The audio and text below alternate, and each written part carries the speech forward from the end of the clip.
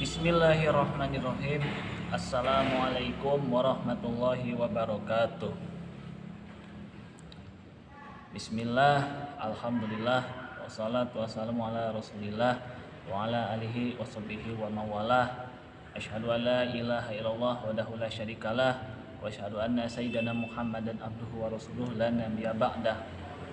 Amma ba'du. Pada sore hari ini saya akan menyampaikan pesan-pesan kebaikan, yaitu tentang ciri-ciri orang-orang yang bertakwa. Baiklah, kita masuk ke pembahasan inti. Kita langsung saja. Bismillahirrahmanirrahim. Dalam surah Al-Baqarah ayat pertama sampai ayat kelima, situ Allah firmankan, yaitu Allah Subhanahu wa taala berfirman, maksud saya, Bismillahirrahmanirrahim. Alif lam mim, dzalikal kitabu la raiba fih hudal lil muttaqin alladzina yu'minuna bil ghaibi wa yuqimuna sholata wa mimma razaqnahum yunfikun walladzina yu'minuna bima unzila ilaika wa ma unzila min qablik wa bil akhirati hum yuqinun. Cuma segitu aja ya. Saya Al-Baqarah dari ayat 2 sampai ayat 4 ya. Oke, kita langsung masuk ke pembahasan inti. Bismillahirrahmanirrahim. Alif lam mim, dzalikal kitabul la raiba fih hudal lil muttaqin. Saya akan ambil judul dari ciri-ciri orang yang bertakwa. Hudal lil muttaqin. Siapa itu orang-orang yang bertakwa? Alladzina yu'minuna bil ghaib. Alladzina yu'minuna bil ghaibi. Itu orang-orang yang beriman, percaya kepada hal-hal yang gaib, yang tidak terlihat di hadapan mata kita. Yang namanya gaib itu adalah sesuatu yang tidak terlihat, tidak bisa dijangkau oleh mata kita. Mata kita memang mata zahir, bukan mata batin, gitu ya. Karena orang yang pakai mata batin itu bisa lihat setan di mana-mana itu. Kalau kita tidak bisa lihat setan, kita tidak bisa lihat malaikat, tidak bisa. Hanya orang-orang tertentu saja yang bisa melihat hal-hal yang gaib, gitu ya. Nah, selain itu, kita percaya yang namanya hal-hal yang gaib itu sesuatu yang tidak terlihat. Percaya kepada adanya jin, setan, malaikat, ya, ada juga percaya kepada alam-alam yang gaib seperti alam rahim, alam kubur, alam akhirat, harus percaya, gitu ya. Kita sebagai orang mukmin yang bertakwa wajib percaya kepada hal-hal yang gaib. Kalau di antara orang-orang yang tidak percaya kepada yang gaib, berarti dia adalah orang-orang yang keluar dari agama Islam, atau yang kita sebut dengan istilah murtad, begitu ya. Jadi kesimpulannya, kita mengaku orang Islam, orang beriman, harus betul-betul yakin adanya hal-hal yang gaib, ya. Seperti kita beriman kepada adanya malaikat, jin dan setan, adanya, gitu. Ya. Oke. Kemudian wa yuqimunas sholata.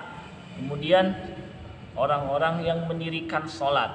Wa yuqimunas sholata. As-sholata itu adalah maf'ul bih, ya. Wa yuqimuna, kata wa yuqimuna itu adalah fi'il mudhari. Isim domirnya adalah yuqimuna. Itu namanya dalam wuku ilmu shorof adalah wau jamak mudzakkar gaib. Jamak mudzakkar gaib. Lapat wa yuqimuna. Mereka mendirikan sholat. Nah, kita sebagai orang-orang yang beriman wajib mendirikan sholat. Kita tentukan kita sudah mendirikan sholat atau belum. Kita sudah melaksanakan sholat atau belum. Dan begitu.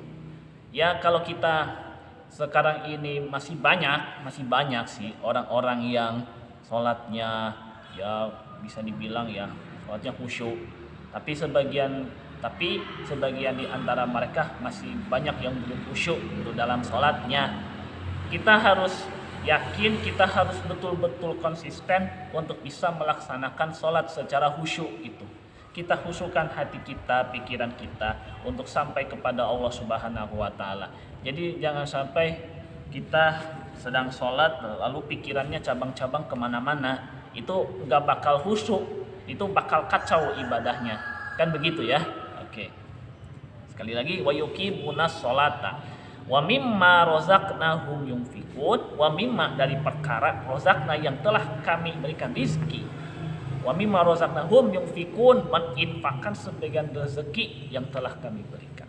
Nah itu kurang lebihnya begitu. Mohon maaf, kita koreksi ya. Kita sekarang ini orang Islam masih banyak dalam realita, banyak orang yang sedang mencari nafkah, banyak menginfakkan sebagian rezeki, banyak sekali. Cuman caranya itu ada yang salah, kan? Caranya yang salah, kemudian mendapatkan rezeki dengan cara yang tidak halal masih banyak. Nyari nafkah saja sulit sekarang ini kan, apalagi di masa pandemi sekarang ini kan, tahun globalisasi atau tahun yang begitu sulit bagi kita untuk cari nafkah, sulit bagi kita untuk keluarkan harta untuk di jalan Allah Subhanahu wa Ta'ala. Nah, kita sebagai orang beriman yang mengaku bertakwa harus betul-betul ikhlas niat keluarkan harta, keluarkan sesuatu yang sekiranya bisa untuk mengasihi, untuk memberikan manfaat kepada orang lain, pasti itu Allah jamin rezeki kita ya. Jadi menginfakkan sebagian harta, infakan itu keluarkan, anfaqo yunfiqu infaqon fahuwa munfikun. Nah itu lafaz anfaqo itu berasal dari lafaz sulasi mazid, af'ala yunfilu if'alan fahuwa muf'ilun, anfaqo yunfiqu infaqon fahuwa munfikun. Infaqon itu adalah masdar daripada anfaqo. Nah itu dia ya. Itu sekilas ilmu sorof ya. Jadi kita sebagian orang beriman bukan cuma wajib, siapapun yang punya hati yang baik ya untuk bisa keluarkan sebagian harta untuk menafkahkan hartanya di jalan Allah, siapapun dia pasti dapat manfaatnya. Kurang lebihnya begitu ya. Mimma razaqnahum yunfikun walladzina yu'minuna bima unzila ilaika wa ma unzila min qablik walladzina yu'minuna bima unzila ilaika wa ma unzila min qablik. Ayat ini maknanya konteks ketauhidan. Kita beriman kepada kitab-kitab Allah. Ini berhubungan tentang kitab-kitab Allah ya. Kita percaya, kita beriman bahwa namanya kitab Zabur, kitab Taurat, kitab Injil, kitab Al-Quran, kitab yang 4 ini mesti kita percaya. Walaupun kitab Taurat dan kitab Injil sedang mengalami perubahan, kita tetap beriman kepada kitab-kitab Allah. Nah, kalau kitab Zabur diturunkan kepada Nabi Daud, kitab Taurat diturunkan kepada Nabi Musa, kitab Injil diturunkan kepada Nabi Isa, kitab Al-Quran adalah kitab yang diturunkan kepada Nabi Muhammad Sallallahu Alaihi Wasallam. Nah, kita harus beriman kepada kitab sebelum Al-Quran ini, Zabur, Taurat, Injil, dan begitu juga kitab-kitab yang lainnya seperti Suhuf Ibrahim, Suhuf Musa, dan lain sebagainya.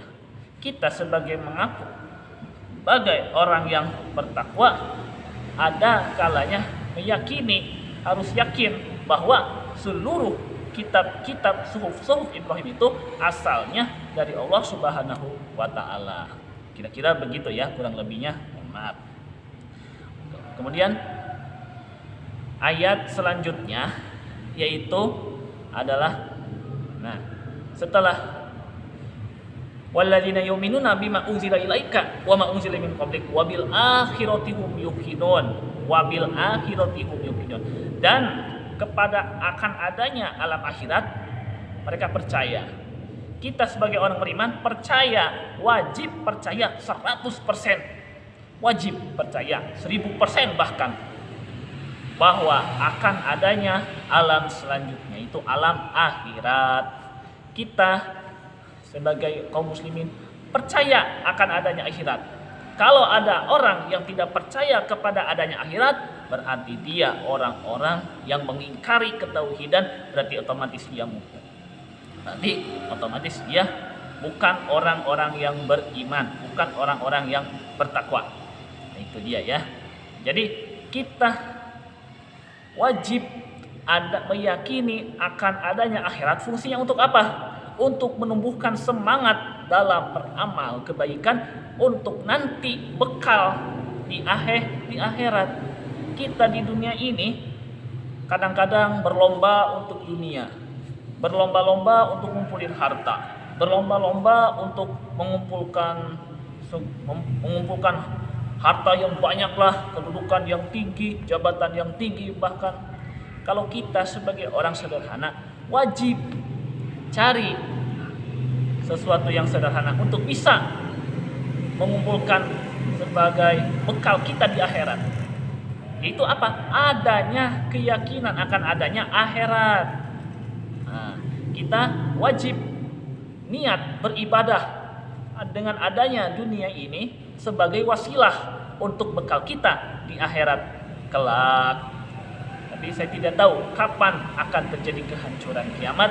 Hanya Allah yang Maha tahu. Itu adalah rahasia Allah. Kita tunggu saja nanti ya. Wabil akhirati hum yuqinun, dan mereka yakin akan adanya akhirat, begitu ya. Oke, mungkin itu saja yang dapat saya sampaikan pada sore kali ini. Dan jangan lupa like video ini, komen di bawah, dan share ke semua teman-teman supaya mendapatkan banyak manfaatnya, serta subscribe video ini di channel Muhammad Rahmat Hidayat ya. Nanti insya Allah akan saya upload videonya setiap Senin sampai Jumat insya Allah. Mungkin itu saja yang dapat saya sampaikan. Mudah-mudahan ada manfaatnya, dan mohon maaf apabila ada kekurangan dan kehilafan, baik yang disengaja maupun tidak disengaja. Terima kasih atas perhatiannya. Wassalamualaikum warahmatullahi wabarakatuh.